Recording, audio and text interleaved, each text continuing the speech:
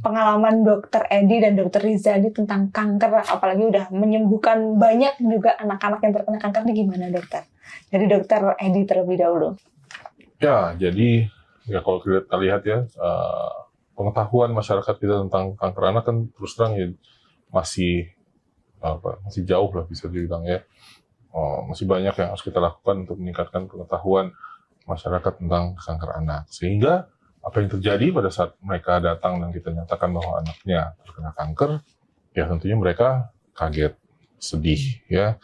Kalau di istilah di kejiwaan itu menyangkal lah, kayaknya nggak mungkin ya anakku kena ya. Tapi kenyataannya setelah kita periksa ya memang anak ini terkena kanker. Nanti mungkin kita bisa lihat kesaksian dari teman-teman dari sini ya, bagaimana orang tua mereka dulu membawa mereka ke dokternya. Jadi ya memang suatu hal yang tidak mengenakan ya, tapi memang itu yang terjadi ya. Dan perlunya peningkatan pengetahuan itu yang salah satunya justru yang bisa membuat orang tua justru membawa anaknya ke kita lebih cepat ya, dengan harapan kalau dibawa ke tempat kita ya tentunya bisa diobati dan sembuh pastinya ya kan, karena kita tahu kanker itu kalau nggak diapa-apain bukannya tinggal diam, tapi justru dia menyebar kemana-mana yang akhirnya justru makin sulit untuk diobati. Jadi menghadapi orang tua yang seperti ini ya macam-macam.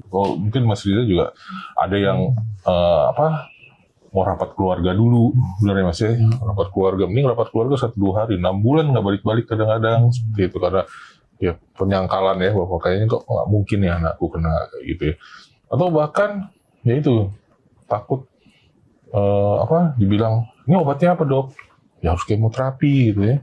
Wah, aku nggak tahu mereka baca apa di mana, tapi yang mereka tahu bahwa kemoterapi itu kayaknya menakutkan, menyakitkan seperti itu ya. Dan akhirnya mereka bukannya kemoterapi tapi alternatif dulu. Ya itu banyak pasien seperti itu yang akhirnya yang kasihan siapa? Anaknya sih sebetulnya. Ya, itu yang saya lihat. Aku nggak tahu kalau Mas Riza mungkin ada tambahan. Ya, hampir sama sih kalau Dokter Edi kan ini senior saya. Jadi kita ngambilnya Mas Edi aja lah ya. Mas Edi sama Mas Riza kita aja ya. Sama Mbak Eni ya, kita sama kakak ya. Jadi kalau Mas Edi senior saya, kalau Mas Edi udah tahun berapa ya? Kalau saya lulus tahun 2010. Jadi tahun 2010 pastinya kan ini kan kamar praktek kan. Kita kan kamar prakteknya udah lama ganti-ganti. Nah, di situ kan kita banyak cerita ya kan, banyak cerita tentang perjuangan, tidak hanya perjuangan dari anak-anak tapi juga dari orang tua, di mana ada juga yang kita harus petik pelajarannya, bahwa ada beberapa semangat yang tentunya kita harus pelajari sehingga nantinya kami ini yang dari dokter ini juga pastinya lebih semangat lagi nanti untuk memberikan terapi yang terbaik buat anak-anak dengan kanker ini.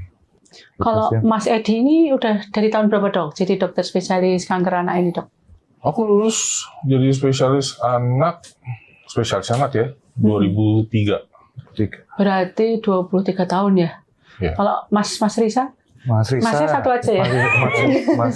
Saya 2010, berarti 16 tahun ya? Iya, selang kan 5 tahun saya sama Mas Edi. Lama ya Mbak? Iya, cukup lama ya dok. Jadi kalau untuk yang subspesialis kanker dok, yang hematologi dan onkologi ini, apakah juga udah sampai 13 tahun nih dokter? Saya dilantik jadi konsultannya 2011. Berarti sudah 15 tahun ya dok? Ya.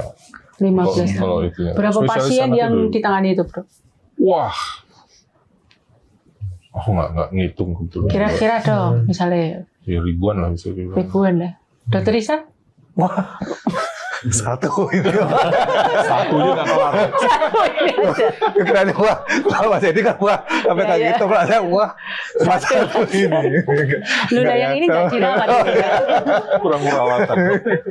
Oke. Anak-anak ini tuh dulunya juga dirawat oleh Dokter Riza ya dok ya, sampai akhirnya menjadi survivor kanker ya dok. Sampai besar gini, besar gini ya. Nah, mungkin sahabat Tribun Healthy masih bertanya-tanya, nah yang depan ini siapa kok belum dikenalin gitu ya dok ya. Nah ini kenalan dulu Mas, boleh silakan pakai mic-nya. Kalau nama saya Umar Farudin, saya salah satu survivor osteosarkoma atau kanker tulang, seperti itu. Baik, bisa lanjut.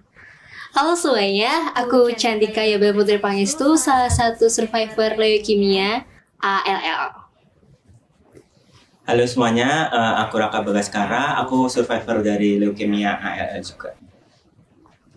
Halo, perkenalkan nama saya Tras Babi Gunawan, saya survivor kanker darah ALL.